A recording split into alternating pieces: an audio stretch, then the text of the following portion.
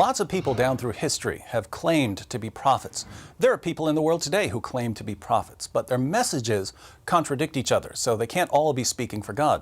This means that we have to examine their messages to see who's really speaking for God. And there are three main possibilities we have to consider.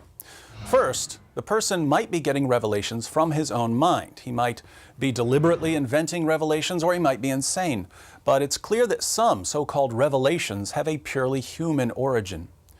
Second, the person might be getting revelations from demonic sources. He's actually receiving revelations. These revelations just don't come from God. They come from somewhere else. Third, someone who claims to be a prophet may genuinely be receiving revelations from God, in which case we should believe him. So it's important to examine Muhammad's claims in light of these three possibilities. Did his revelations come from his own mind? Did they come from demons? Did they come from God? Let's think about the evidence. When we ask ourselves what evidence there is that Muhammad was getting his revelations from his own mind, we find that Islam really seems like a religion that came from the mind of a 7th century Arabian caravan trader, because Islam is basically a collection of teachings and practices that were present in Arabia during Muhammad's time. Jewish monotheism had spread into many communities in Arabia, along with biblical and non-biblical stories about Adam, Noah, Abraham, Moses, and David.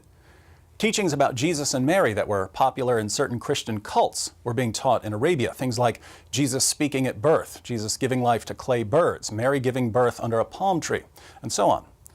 The Sabians, who are mentioned in the Quran, prayed at all 5 of the times Muslims pray during their daily prayers, and they recited a creed, La ilaha illallah. Muslims recite this creed today. Many of the polytheists of Arabia performed ablutions. These are ceremonial washings. They took an annual pilgrimage to Mecca. They circled the Kaaba. They kissed the black stone that supposedly fell from heaven. All of these teachings and practices became a part of Islam, which means that Islam is exactly the sort of religion we would expect to arise in 7th century Mecca. So we have good reasons to think that Islam had a human origin, the mind of a man deeply affected by the teachings and practices that surrounded him. But we should also look to see if there might be something darker at work. Here we find plenty of evidence suggesting that forces beyond Muhammad were involved in his teachings. We know from Muslim records that when Muhammad began receiving revelations, his first impression was that he was demon-possessed.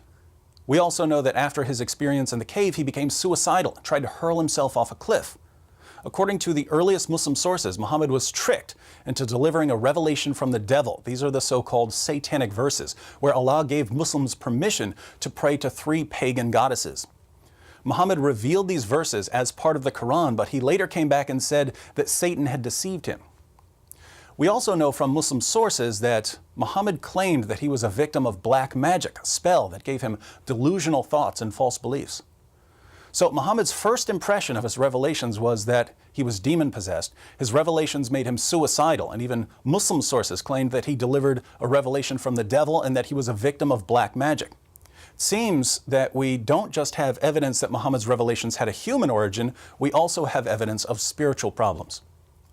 The question now is whether there's any evidence that Muhammad's revelations came from God. Now, the Quran offers 2 main arguments for Muhammad's status as a prophet. The first is what I call the argument from literary excellence. The claim here, which we find over and over again in the Quran, is that the Quran is so wonderfully written, it must be from God. So Muhammad's main argument is that the poetry he was delivering was so wonderful, it could only come from God.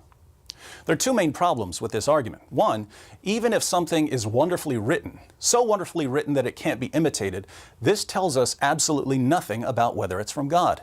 If we can't write poems like T.S. Eliot or plays like Shakespeare or books like Charles Dickens, this doesn't mean that Eliot and Shakespeare and Dickens are prophets of God. It would only mean that they had unique literary styles.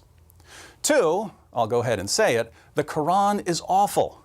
I'm someone who reads a lot, and I've never read a book as awful and boring and disorganized as the Quran. I agree with the late philosopher Antony Flew, who said, to read the Quran is a penance rather than a pleasure. He said that reading the Quran is a penance. It's a kind of punishment.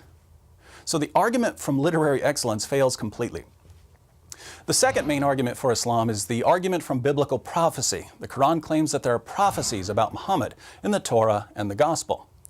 What's the problem here? Well, according to both the Torah and the Gospel, Muhammad was a false prophet. The criteria for a true prophet laid down in both the Torah and the Gospel rule out Muhammad. So we can't even take this argument seriously. Other arguments for Islam are even weaker, which means we have no good evidence that Muhammad's revelations come from God. But we do have good reasons to think that at least some of his revelations had a purely human origin and that others may even be demonic. We can only conclude that Muhammad was a false prophet and that anyone who wants to follow the truth will have to look somewhere other than Islam.